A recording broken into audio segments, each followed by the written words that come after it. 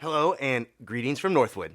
This is the Northwood Podcast. I'm your host, Heath Jones. I pastor a church in Indianapolis, Indiana called Surprise, Surprise, Northwood Christian Church. And if you'd like to learn more about us, I'd encourage you to reach out, write into me, would probably be the best way at heath@indncc.org. That's my name, Heath at INDYNCC.org.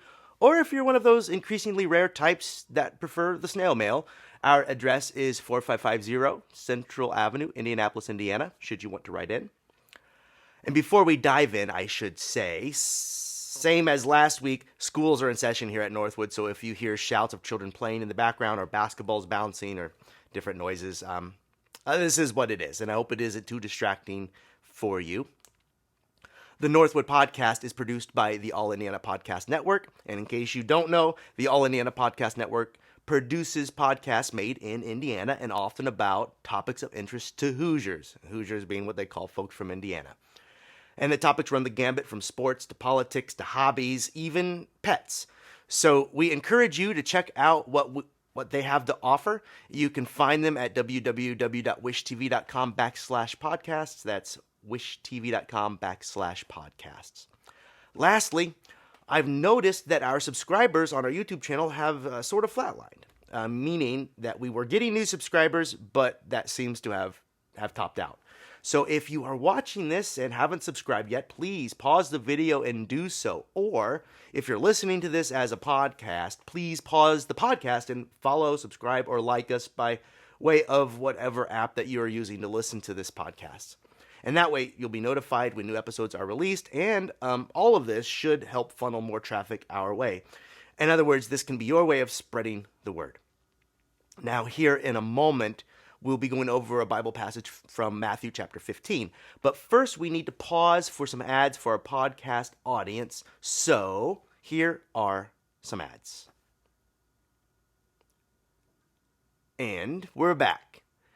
And now, as I was saying, we'll be going over a passage found in Matthew chapter 15, more specifically Matthew chapter 15, verses 21 through 28. That's Matthew 15, 21 through 28. And it goes. Jesus left that place and went away to the district of Tyre and Sidon. Just then a Canaanite woman from that region came out and started shouting, "Have mercy on me, Lord, Son of David. My daughter is tormented by a demon." But he did not answer her at all. And his disciples came and urged him, saying, "Send her away, for she keeps shouting after us." He answered, "I was sent only to the lost sheep of the house of Israel." But she came and knelt before him, saying, "Lord, help me." He answered, "It is not fair to take the children's food and throw it to the dogs." She said, "Yes, Lord. Yet even the dogs eat from the crumbs that fall from their master's table." Then Jesus answered her, "Woman, great is your faith. Let it be done for you as you wish." And her daughter was healed instantly. The first thing a preacher wants to do after reading a passage like that is to get Jesus off the hook here. I mean, talk about giving a poor woman the cold shoulder.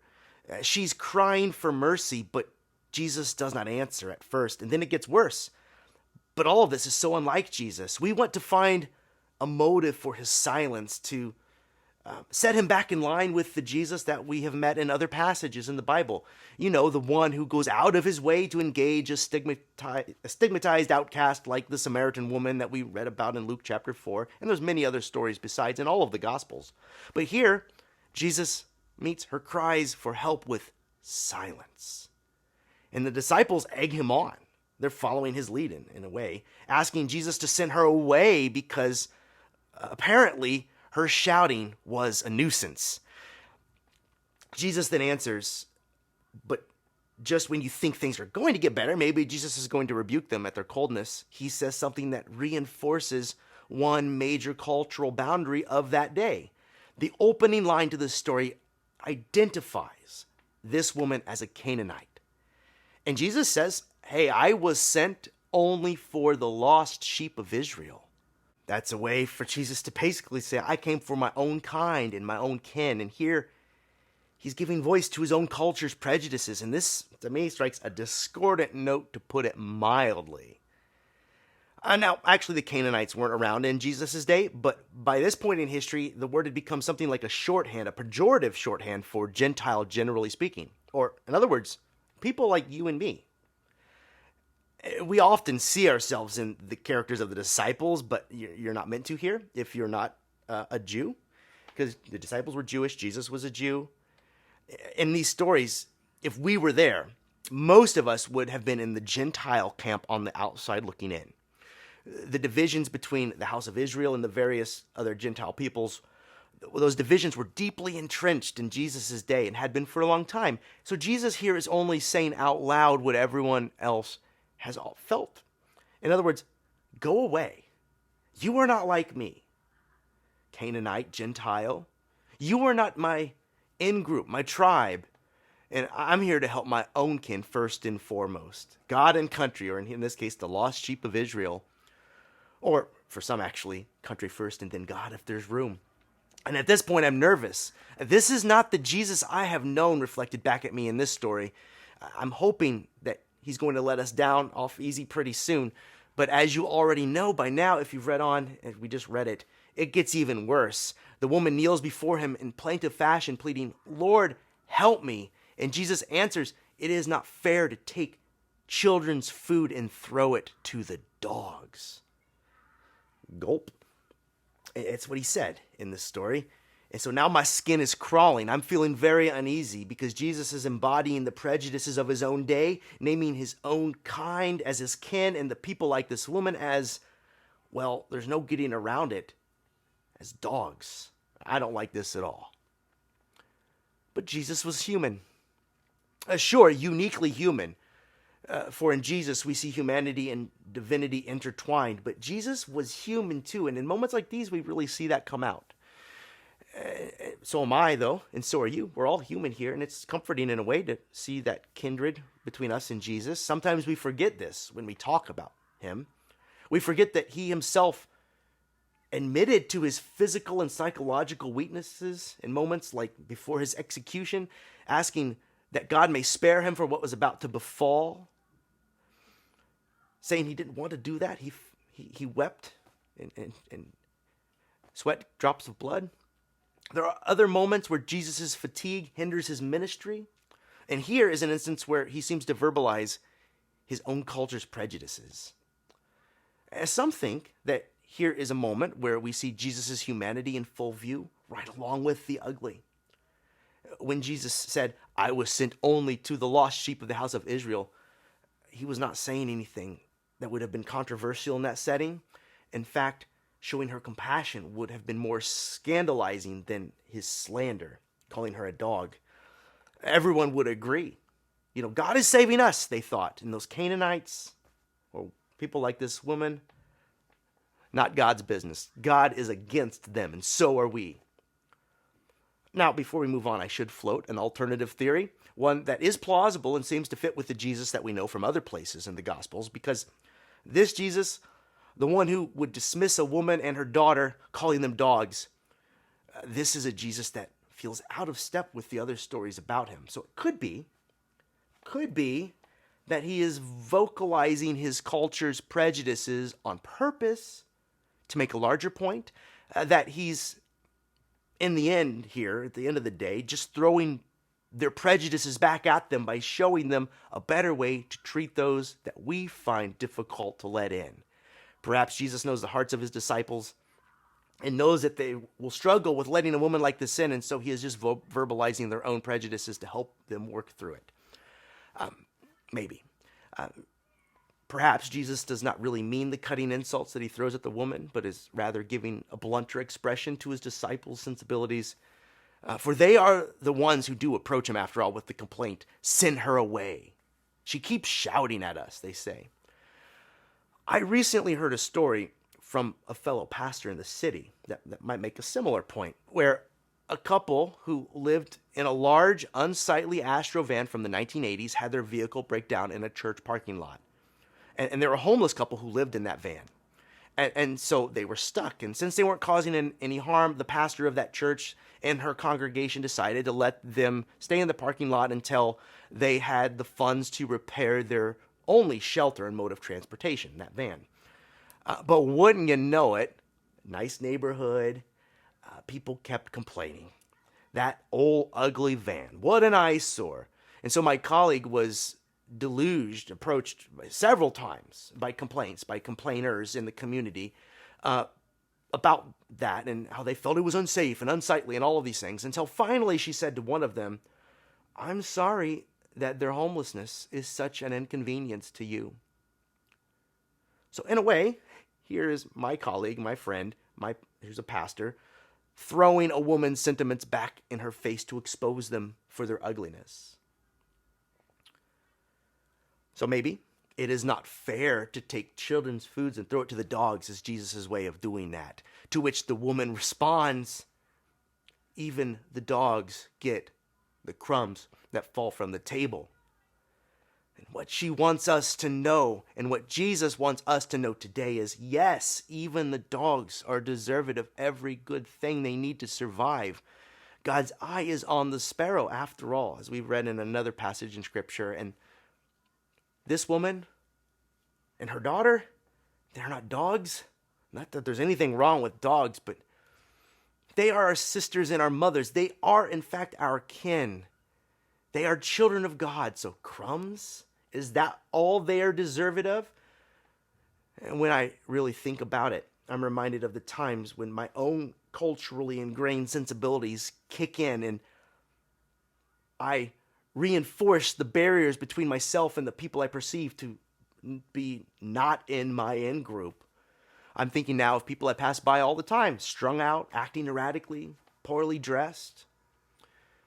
Jesus was right to name the demons that he encountered in the Gospel of Luke as legion, in other words, 2,000, for there are more of these sorts of things in our world than we can count. Addictions, hatred, greed, racism, exploitation, to name just a few. And when those demons approach me embodied in some poor individual, an addict, someone who is suffering, the thought might cross my mind, did I come for these? Are these part of the lost house I have come to engage? Are these my kin? And in those moments, I want every reason to meet their presence, their perhaps voice crying for help like that woman in the story. I want to meet that cry with silence. I want them to just go away. And I wish they weren't there at all. So I'll find a litany of excuses to get myself off the hook. Usually I say to myself, I've got enough to be worrying about. So do I ignore their pleas? Often. And when I answer, do I deflect with some pithy excuse? Absolutely. Jesus is meant to help us see how the divine and humanity are intertwined. And usually I am challenged by an elevated form of humanity, a better way to be. But today I see how Jesus reflects my humanity back at me, and doing this by way of a calloused response to a woman who is pleading for mercy, like so many people in my own life. And the woman responds, "Yes, Lord, even the dogs eat the crumbs that fall from their master's table." And she knows what Jesus knows. She is no insignificant being. She is naming her worth here.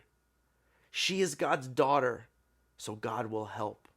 Now, I should also note that the Greek word used for dog here is a diminutive form, meaning we're talking about a small dog or perhaps a puppy. So this might mean that the woman is calling Jesus' attention back to the one who this conversation really is all about. We might forget through all of this noise that her daughter is the focus, her daughter with the demon.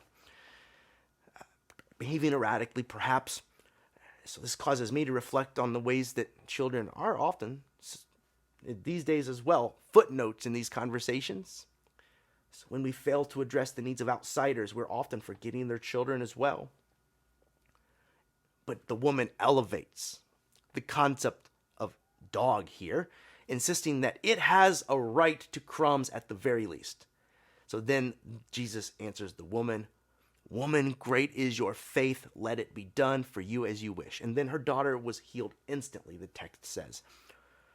First, wow, what a turnaround, quick and abrupt.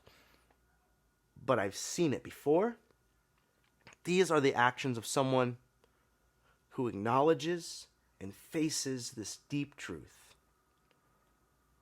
We are all brothers and sisters, children of God. And this is what this passage is meant to teach us.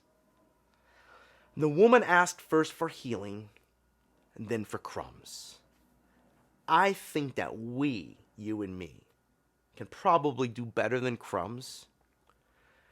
I also think that it's no accident that this story comes immediately after the feeding of the 5,000, where the crumbs, quote unquote, were in fact 12 large basketfuls of excess food. In other words, when we see the world through the lens of the gospel of Jesus, there is more than enough there. More than enough food for the world, more than enough water for the world, more than enough compassion for humanity, more than enough love. For God is love, and God is boundless. And so, yes, more than enough, more than crumbs for this woman.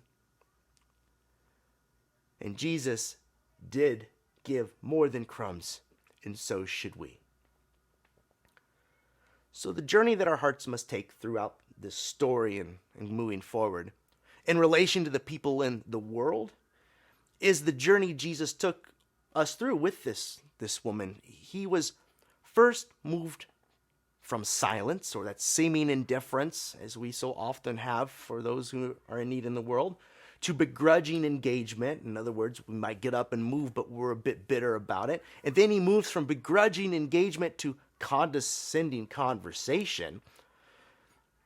But hey, at least they're talking.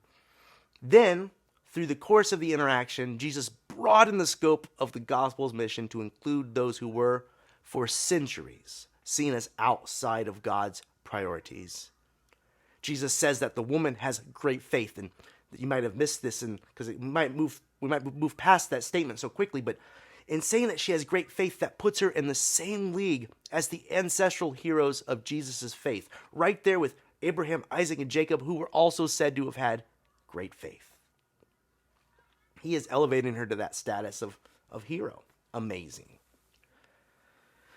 And as I said, our hearts need to go on this journey from exclusion to inclusion, from wall builders to repairers of the breach between us, we and those that feel distant, from supporters of violent acts to join others who are peacemakers. We must make these transitions. We need to see that all persons are God's children and therefore our kin, that more than our crumbs are called for. The lens of the gospel helps us to see abundance out of seeming scarcity. Our love for others must not be an afterthought like leftovers after a meal or our crumbs. Our love for others must be as bountiful as the table that we would set for ourselves. After all, aren't all invited to the table Jesus has prepared for us in our communions? This story has a happy ending. The woman's faith so inspired Jesus that he healed her daughter, and the disciples would see after that moment that the love of God was meant for us all, that even those that their culture thought of as worse than dogs were in fact their kin. Brother, sister, even their age-old rivals from times past, the Canaanites, who they had long been at war with for centuries even, age-old rivalries, even they are their kin, children of God. And this breaks things wide open for us today. Jews and Gentiles, Russian and Ukrainian, Democrat and Republican, I could go on. However the tribal lines have been drawn in your community and in our times, through it all, the gospel punches through to remind us that even the dogs are deserved of our compassion. And you know, dogs, they ain't half bad. And the people that we dehumanize through our tribalism are not dogs or some other kind of lesser creature. They are us. They are God's children with whom we must be reconciled. So, will you come to see that they are deserved of more than what our pets receive? Will we offer up more than our crumbs for them? By God's grace, may it be so. More than crumbs. More than crumbs.